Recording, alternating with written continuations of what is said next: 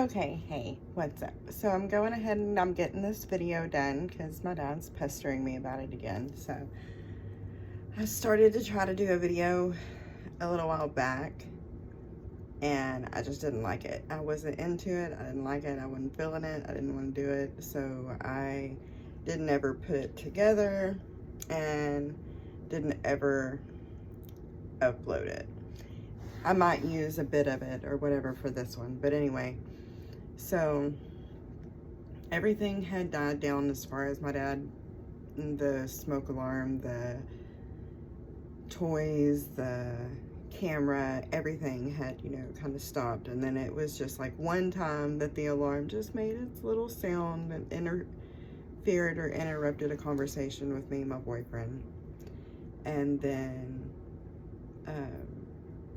when I tried to attempt to do the video the last time, that was around that time.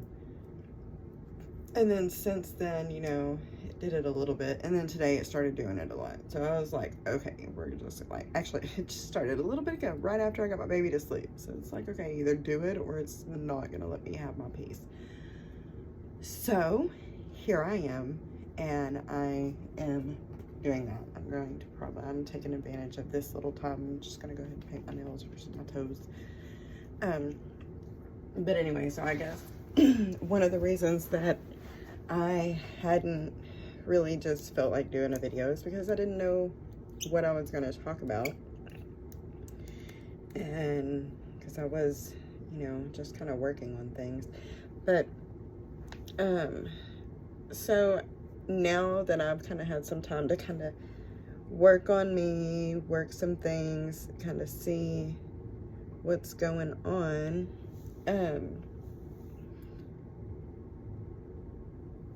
now I know what I'm going to talk about. So I initially was thinking that, I just like really needed to work on my root chakra, that was going to be the main place that I had to fix things. But come to find out, that it is my crown chakra, which makes so much sense because it's like I have been lacking in my joy and things like that, and so many other basically all the symptoms that will be in this video. Like, I'm gonna probably do more showing the pictures and screenshots of things that I have been studying than I am of me actually talking. And then maybe on my next video I might talk about more or something. I don't know, we'll see. But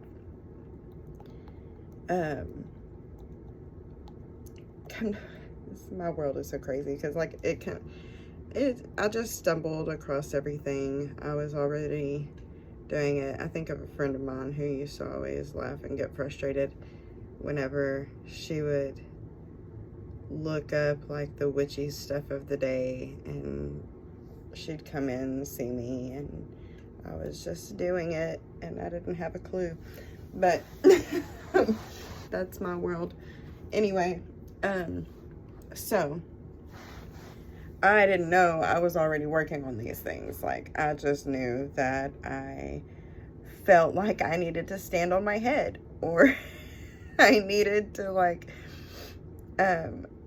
organize things. And I've just really been looking into, and I knew I just really needed to spend time with God. But so of course the crown chakra is our connect with source and our connect with God.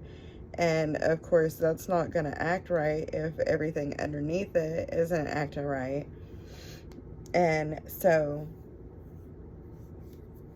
it also has to do with our earthly father and our biological father. So it just made everything make sense, because like I knew me and the chakras was everything weird, because I always started at the top and went down when I knew I was supposed to, well, when I found out that it was more of a bottom up type thing. But I was a top down because my dad had messed everything up and I had to go straight to God, and God had to teach me everything in reverse. So make sense. Anyway, so here I am, and I have gone to God. God has sent me down to the bottom to build my way back up, to find out that now that I'm getting back up here to the top, back to the crown, now that is exactly where I need to be to heal the rest of my dad's stuff. So, yeah. And like, apparently standing on your head helps energies flow through that. So I just did it the other day. It was just funny. My kids were getting on my nerves really bad, and I just knew I just needed to stand on my head. I just needed to stand on my head. So I did. And it fixed everything. I felt better. The kids stopped everything they were doing and were like, what is this crazy woman doing? And it kind of redirected everything, and it definitely made me feel better. So, but anyway,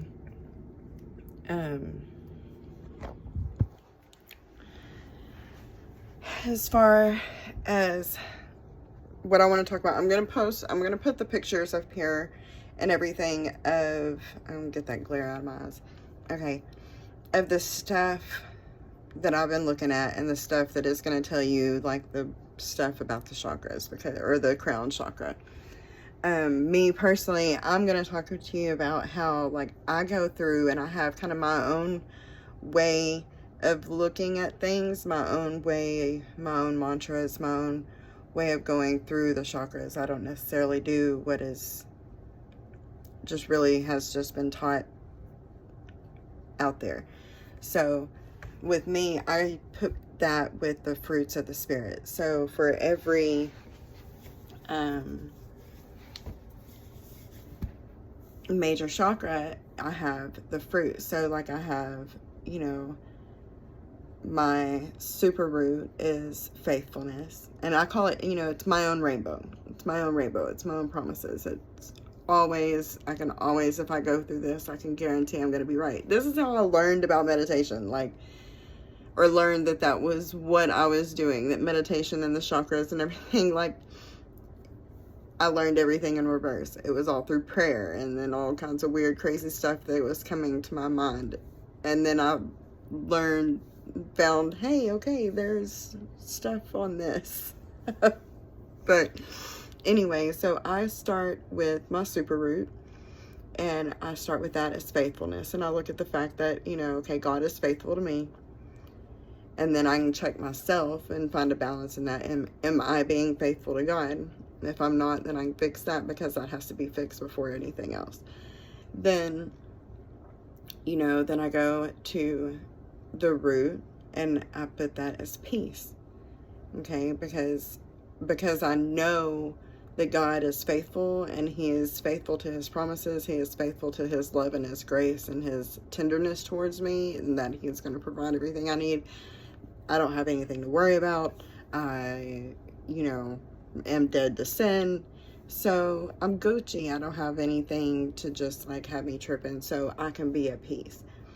Then, you know, that goes to, then it goes to the patience.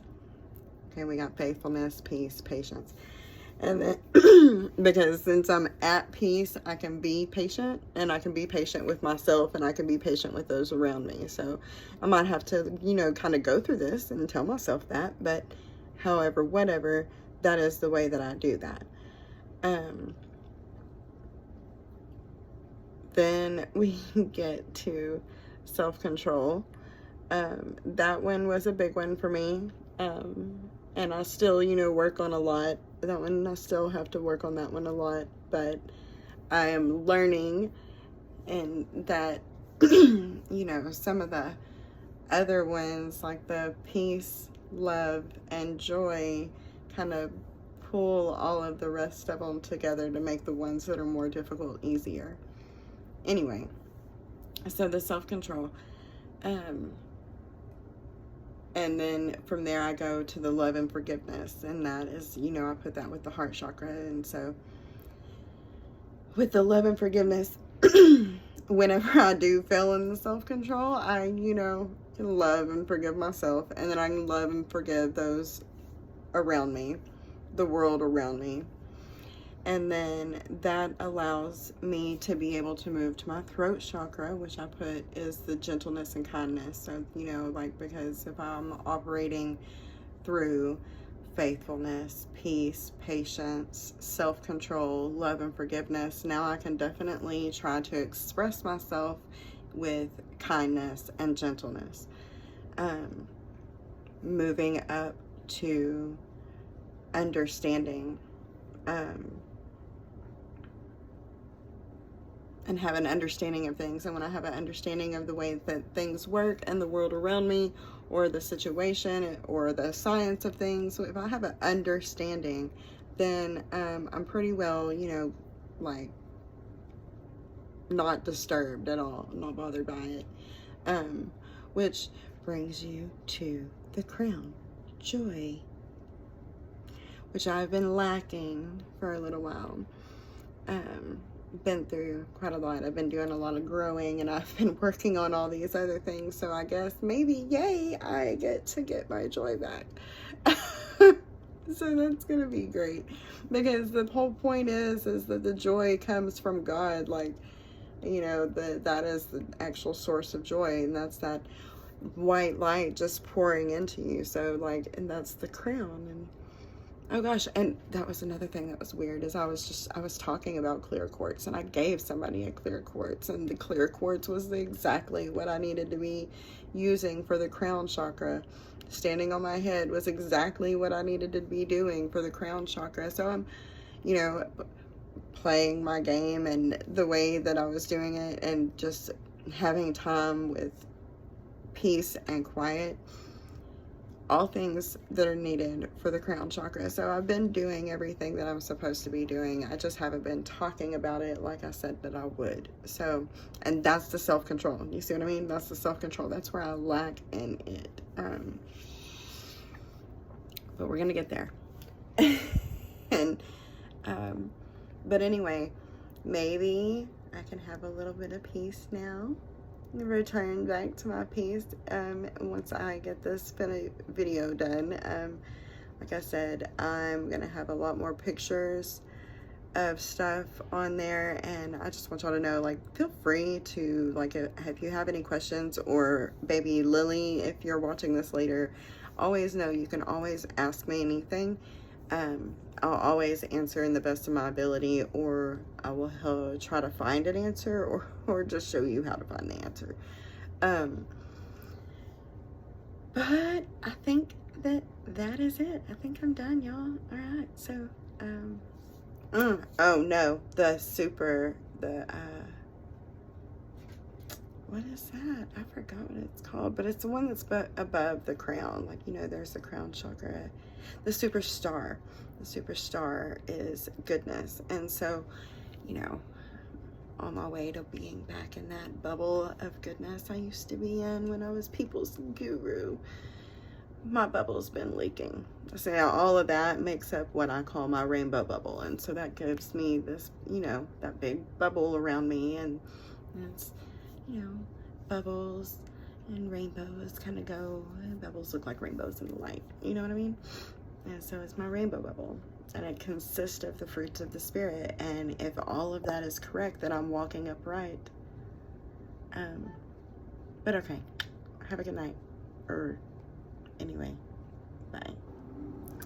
Hey, okay, what's up, y'all? So I was working on my video that I was going to be making, you saw the first part of this, and I was working on putting the pictures and everything on it, and building it to go back and kind of talk a little bit more about the crown chakra, and apparently the throat chakra. But while I was doing that, I got interrupted with some stuff dealing with my dad. So I am kind of changing the trajectory of this particular video.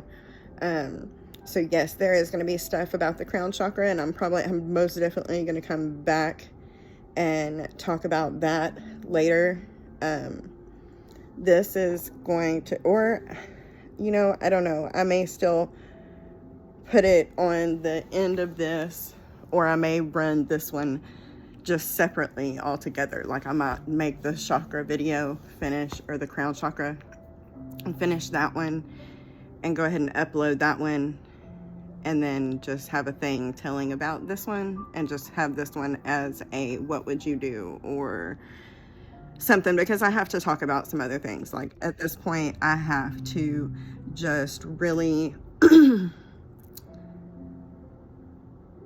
give a little bit of the truth of why I am even traumatized in the first place, or my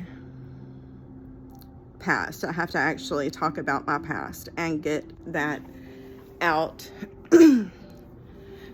So, and that was what this whole thing this morning brought me to. So I guess I'll start with this morning. I woke up, you know, I've been thinking about it and praying about it a long time, because I've been trying to, you know, see about getting some of my dad's stuff, my family pictures, mainly the pictures. I really want to see those. But, and then my dad has like some paintings of my aunts. My aunt was an artist and she's passed. So like, those things just really just mean a lot to me. And so, anytime I try to get in touch with my stepmom, I have trouble with that. She doesn't really respond to me, but I know she's not really in a good place. She wasn't married to the man that I grew up with, and so she loves somebody differently. So this is a different experience for her. It's a different experience for her kids. But at this point, they are not treating me right in this. I know that whenever my dad died, I acted irrationally, and I was very upset, but I also feel like I was pushed to that level, because I initially was walking into things positive and hiding my sadness and my grief. So like the whole thing, everything, my dad's living, my dad's dying, all of it, I have to heal from. So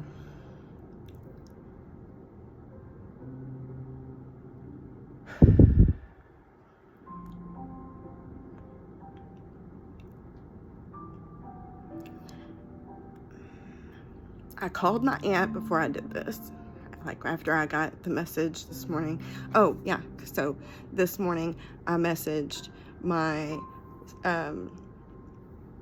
stepmom's son to see about maybe if he could get in touch with her and have her get in touch with me, so that I could get the pictures and family Bible, and then handle a couple things on a legal aspect.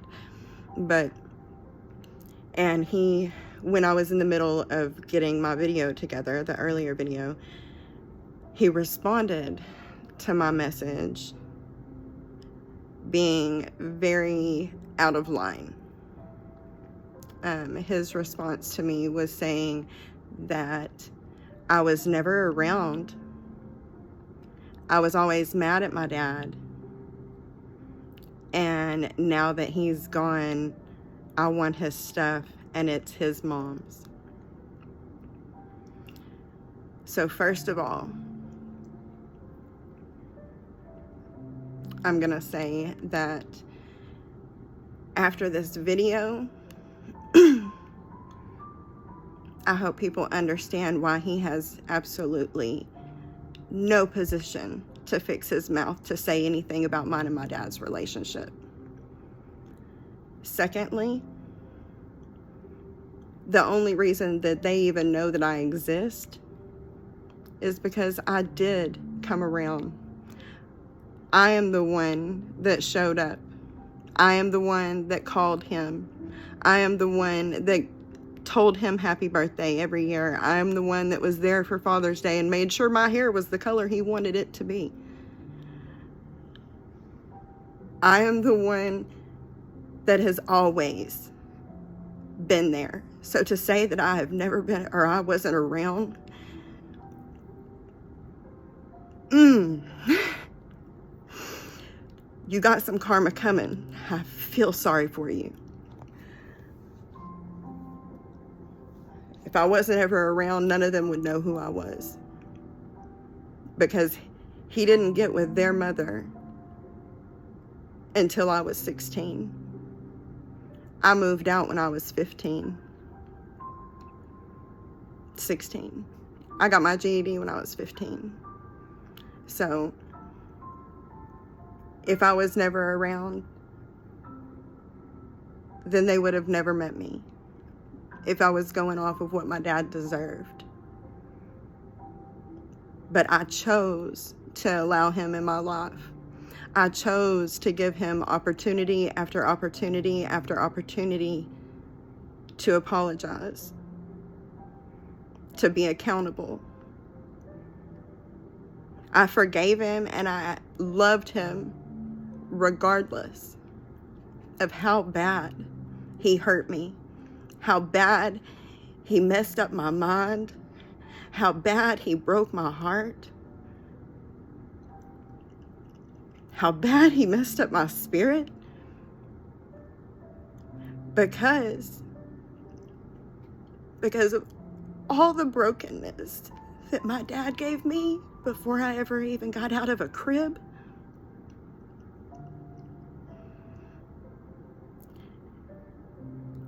I was raised personally by God and the Holy Spirit because they were always with me.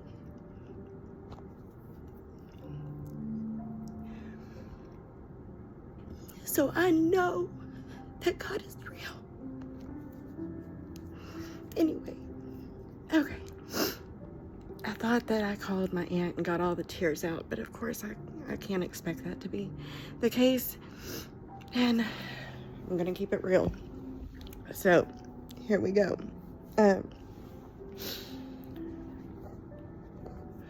So at this point,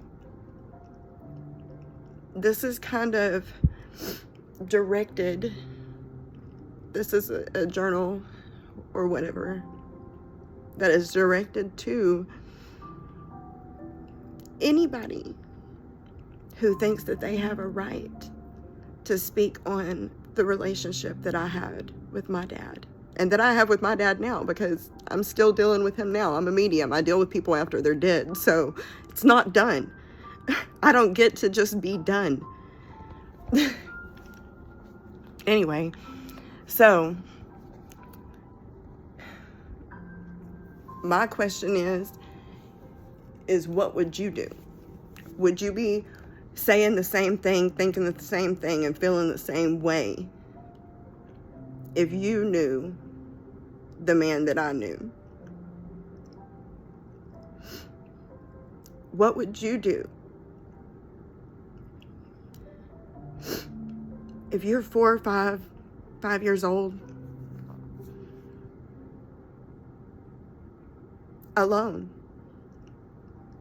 Your parents are split up. They're always separated because he's always beating your mom, breaking something, choking her, dragging her in front of you,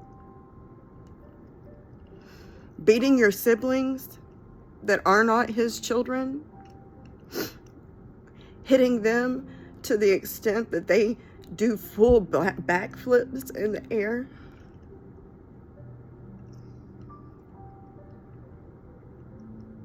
I saw that. I saw that happen to my brother because I told on him.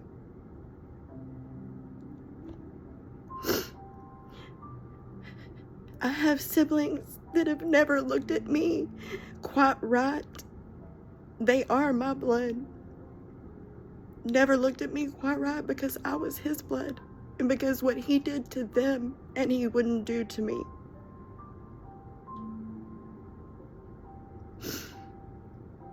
What he did to our mom.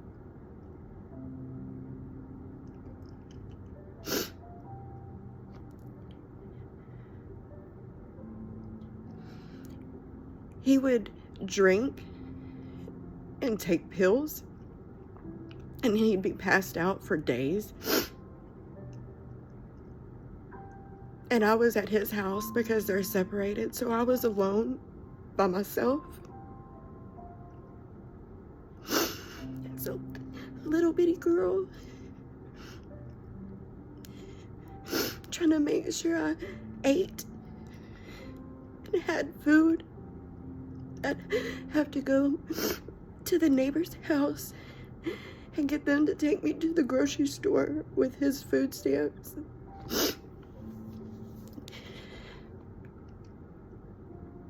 And everything's a secret because I don't want to get him in trouble. So, you know, and then really, let's just be honest, the neighbors weren't that great either. You know, she had a pill problem herself. So she just sat in the car, sent the 5-year-old little girl in to shop with a basket that she couldn't see over to buy my own groceries, to take home and fix for myself, and to sit on the floor next to my dad, who's not moving, not talking, but he's breathing. So I just sit there and wait for him to wake up.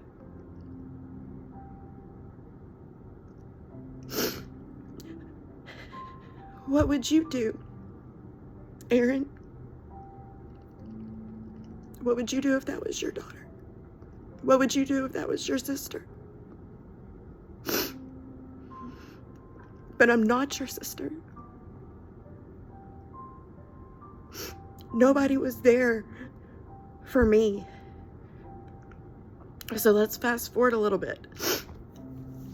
You do this enough times, you tend to OD sometimes. By the time I was 9, my dad had been brought back to life 3 times because I was there. Because I saw my dad dying. And I'd run to a neighbor's house, use the phone, call an ambulance. They'd get there just in time to bring him back. For him to come back telling me it's mine and my brother's voice. It made him come back. Have him constantly telling me he didn't have my brother. He didn't have his family. All he has is me. All he has is me. All he has is me. So I can't tell anybody what's happening.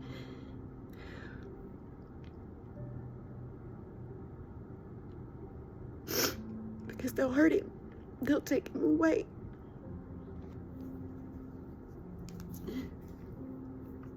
He will never let me see him again. But you want to say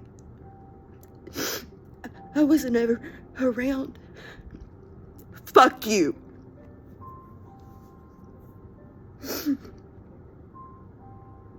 Okay. Then a little bit later,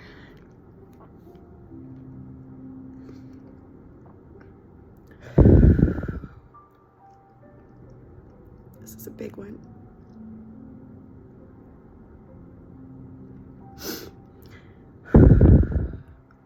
I was raped out in the woods by where I lived, and I didn't want to tell my dad because I knew, like, Dad would, like, kill this dude. He'd get in trouble. They'd take him away. I would never see him again. So instead, I went home. I sat in the corner in front of the mirror, and I cried. I was wearing Winnie the Pooh overalls. My dad was fucked up. He came to my room and saw me crying in the mirror.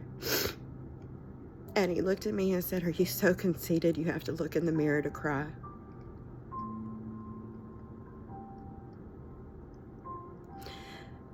So I didn't ever tell my dad about what happened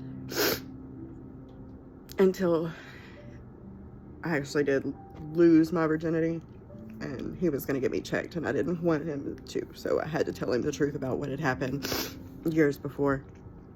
But there's that. Then, you know, I'm just fast forwarding. I'm doing just little things. Then, like, we were at Catfish Heaven, and my friend Leslie was with us, and we were sitting and we were eating lunch, and you know, he wanted us to be quiet. He didn't want us making a scene, you know, like we were teenagers or young preteens, you know, we're young girls, and yeah, we could have been loud. He was letting us know he didn't want us to be loud. He wanted us to not cause a scene. Let's just go eat and get out. So while we're in there, I started choking on a peach. Like, I was choking. And as I was choking, instead of helping me, he starts cussing me out and hollering at me in front of everybody for causing a scene. So thank God it was a peach, because it was soft enough to kind of squish itself and move on down finally. And I didn't die.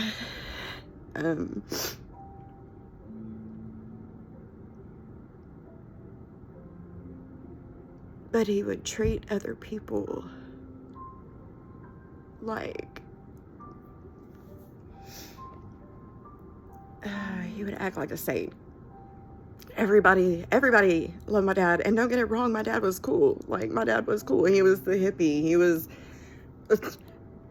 on pills and drunk, or a lot of the time. So you can just imagine he was probably, you know, pretty carefree, unless he was being the monster, or you were the kid that he was supposed to be taking care of when he was drunk and high. So, you know, whatever. Being left in the car for God knows how long while he goes inside, like, what I later found out to be, like, you know, a spot, you know what I mean? I didn't know. I was just sitting in the car. I didn't know what he was doing, but I'd sit in that car for hours. Or he would leave me with a dog. The dog was always my babysitter when I was real little.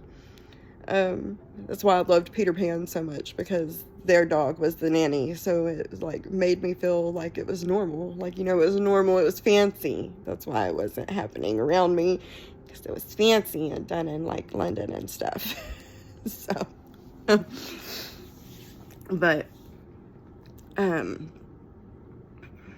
just different little things like that. I mean, I could go on and on and on, but then I would never finish this. So I'm just going to fast forward a little bit more. So then, like, just even while I was pregnant, like, I was having contractions early. My pregnancy, okay, first of all, my pregnancy, like, I wasn't supposed to get pregnant. Like, my doctor had told me 10 years before I got pregnant that I couldn't have kids because I had PCOS, and, you know, I understood the science of it. I got to a place I accepted it. When my dad got cancer, he started, like, really apologizing and thinking that he would apologize. That's what got me, is that he apologized for something that had nothing to do with his control. Like, that was God, not him. But he felt like it was his fault because that I didn't have kids, because he had prayed and asked for me to not be able to have kids. And to me, I'm like, that's what you want to apologize for? Like, seriously? Like, you don't want to apologize for... I gotta plug my phone up. Anything else? Okay. Sure, whatever. So when I finally did get pregnant, it was kind of a really big deal. And he died like right before my baby was a year old. So,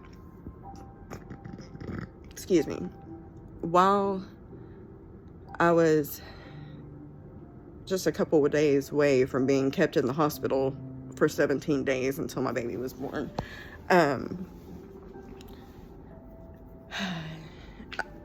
he had my aunt come early because I was already having problems. I was already having like the contractions earlier and blood clots and things. And so, but the hospital hadn't kept me. So he had my aunt come down here early, which kind of messed everything up on that schedule, but that's a different story.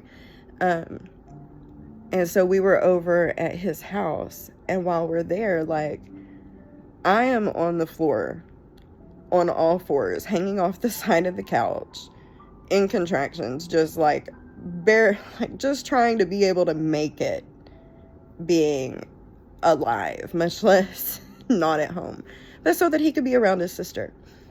So then he got drunk, was being belligerent. So whenever we left and went back home, because my aunt was staying with me, and when it came to going back over there the next day, I was like, no, I'm not going. I will drop you off and come back and pick you up. So he got all upset that I didn't go in the house and messaged me telling me I needed to find another father, which was not the first time he'd come at me like that. But it's like, okay, he's mad at me because I don't want to be around him, because I'm trying to avoid stressful situations, because, you know, I'm trying not to go into preterm labor.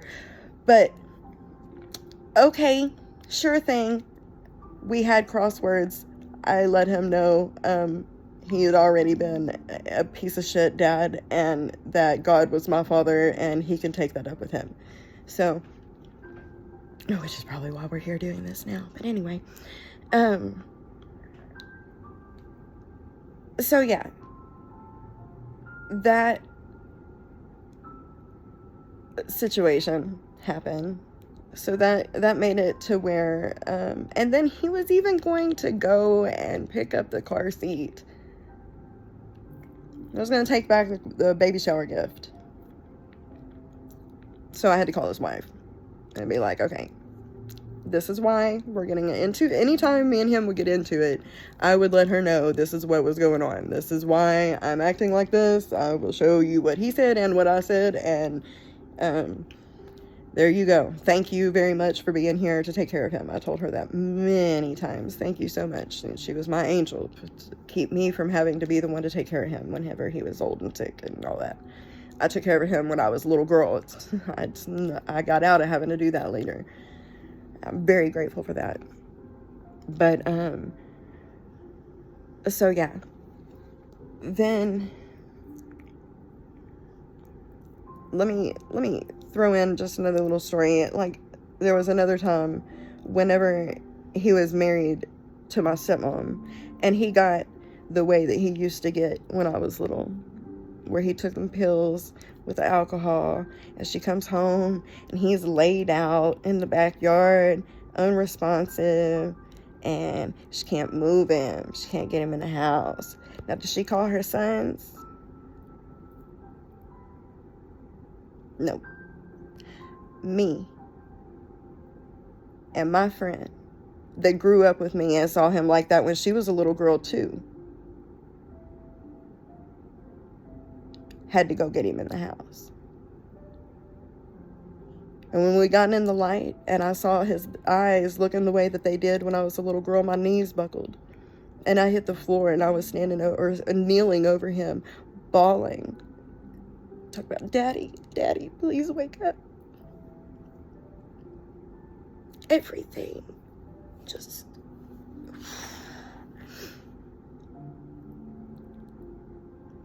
and the next day, after he came to, and his stepmom had let him know what had happened, or my stepmom had let him know what had happened, He called me and cussed me out for having that reaction and allowing her to see how he used to be. Like, I'm the one that was laid out in the backyard. Okay. So then, a few months, okay, after my baby was born, I didn't let him see her right at first, and it took a few months. And then I finally allowed him to meet her.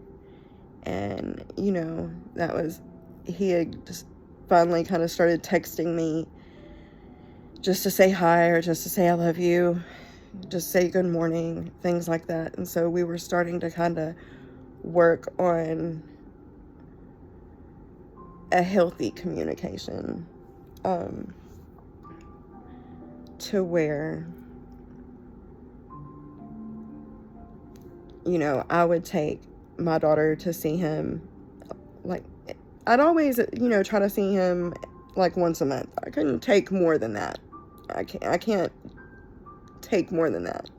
Like, seriously, the source of like all of my trauma and all of my triggers. So like, me walking into that and dealing with him, like me being around him literally every single time, would require a lot of self-work. So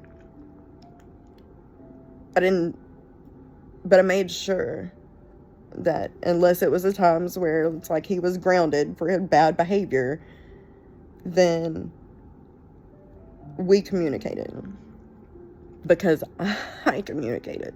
Anyway, so then he died, which I wasn't surprised whenever I got the call, or actually when it happened at all, because like, I want to say like a week or so before, I had been watching the forecast, the astrology forecast for, you know, the universe. And it was saying that there was an energy returning from September 2015. Well, September 2015 is when my brother was killed on my birthday. So I knew something big was going to happen. Like, I knew it was going to be something really big. Like, I knew somebody was going to die, and I knew it was going to be like somebody close to me. It was going to hit home. So there was that. And then the night that I got the call, before I ever got the call, my smoke alarm went off. And that's the thing, is ever since then, my smoke alarm has been one of his forms, is his main source of communication. So then when I got the call, you know, like, I wasn't surprised. And, you know, he was already, like, he was visiting me. So I was like, and I was experiencing this time with him. And so then whenever it came to go into his house, my stepmom's house, the next day, you know, like, I was walking into it with a positive perspective. I was not showing my grief. I was trying to, you know, be strong for her, because I knew that she had a different love and relationship with him than I did. So, and you know, my stepdad just died the year before, so I watched my mom go through that. And so, you know, I was trying to be respectful of all of that. Well, then, you know, people were coming through, people were coming over. Well, then there's this one chick, it's, I guess, her best friend or whatever. And she came in and she didn't speak to me, which I thought was rude to begin with. But, you know, you can chalk that off to not really knowing what to say or whatever. But then, you know, she's speaking to other people. And then her and my stepmom go off and talk by themselves. And then when they come sit back down, the first thing that they start talking about is my dad walking this woman down the aisle when she got married. Now, I did not allow my dad to walk me down the aisle. I was not going to give him that privilege. I did not feel like he earned that privilege. I still don't feel like he earned that privilege. I stand by my decision. I was not upset that my dad walked her down the aisle. I was actually very happy that he still got that opportunity, even though it wasn't me. Did I think that that was messy as fuck? 100%. Did that trigger everything in me? 100%. I left. I held my composure. I tried, but I ended up snapping, and I was talking to my stepson. Oh, no. While we were there, because this is the important part. The other part don't even really matter. That's just drama. Anyway, so I kept, offering to go to the funeral home to help get everything in order and things like that. And every time I would bring it up, my stepmom was adamant about, no, she didn't want me to go. That's it. Her daughter was going. No, my daughter's going. No, my daughter's going. Okay, so like literally every single time she said that, that was like hurting me really bad, because I am a need to know person, and like I am a creative person. I was there with the putting together of his mother's funeral. I wanted to be there at the putting together of his funeral. I didn't have to make any choices. I wanted to be there. It was my right to be there. I was the only one with his blood in my veins. He was my only dad. But I wasn't allowed that. So I snapped. And I went off. And I turned into him. Almost. I was threatening to beat that girl up. I was saying I'm not going to the funeral. That, that all of it was just really messed up. I was upset, and that what I learned from him was irrational anger, and that if I needed to honor that, then, or violence and an irrational temper, and if I needed to honor that, that I would. So, I expressed myself. I 100% did. I am better than the way that I express myself. And so I did go back and try to apologize, or I sent, things to apologize. And whenever I express violently, they block me. When I try to communicate politely to just try to get, like, what belongs to me, like pictures and things, the people that you're not related to. So, like, why does it even matter? But, like, then it's a problem. Then you want to come at me. Then people want to come at me boldly. Like, I am not the one. Like, y'all need to understand, I am not the one. Like,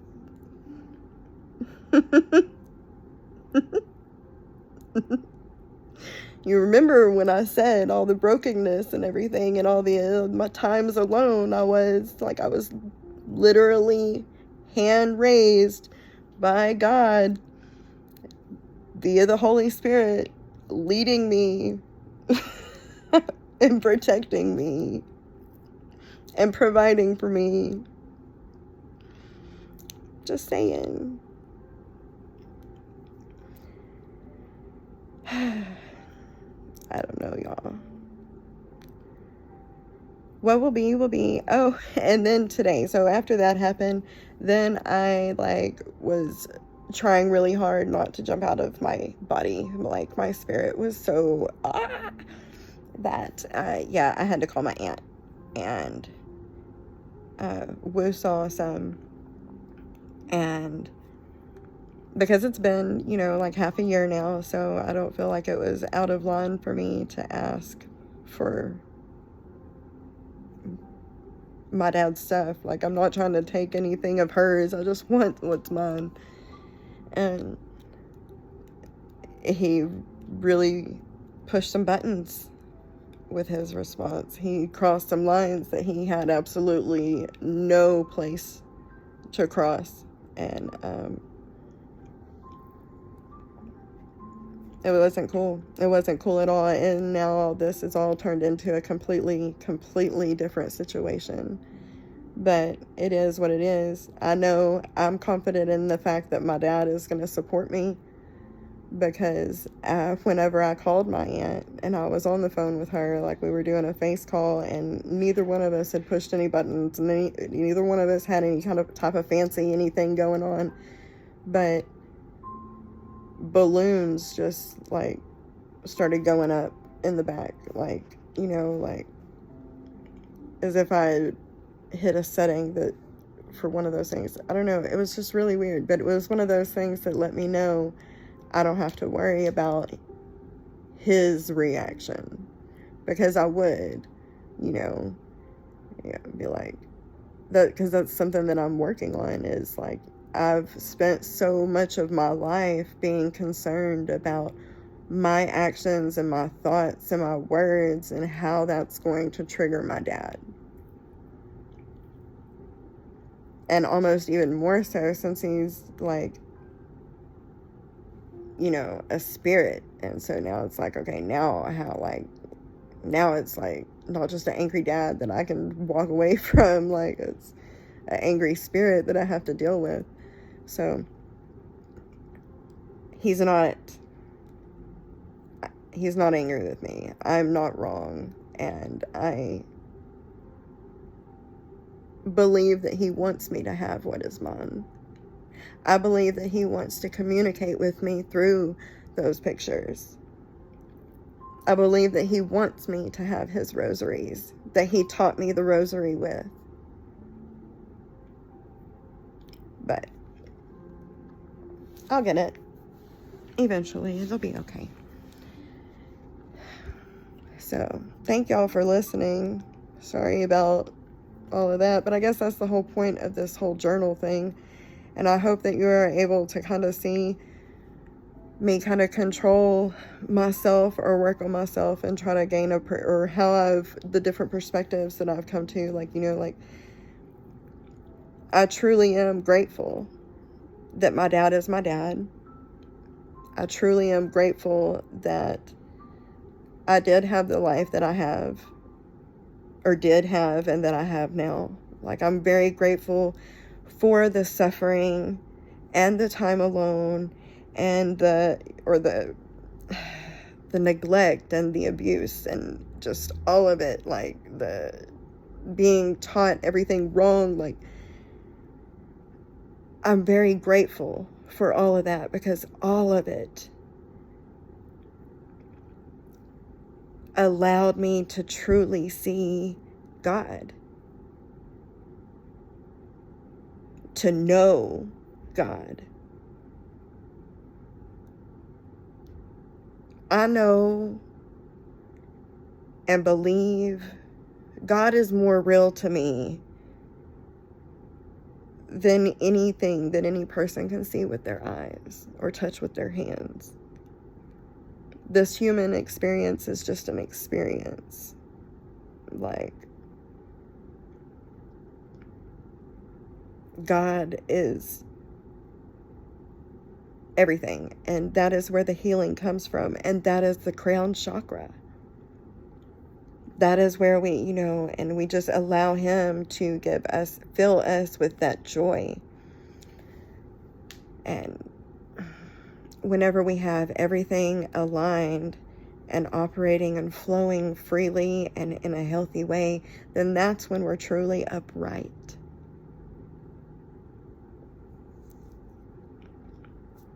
Okay, well, I'm gonna go. This was a really long video.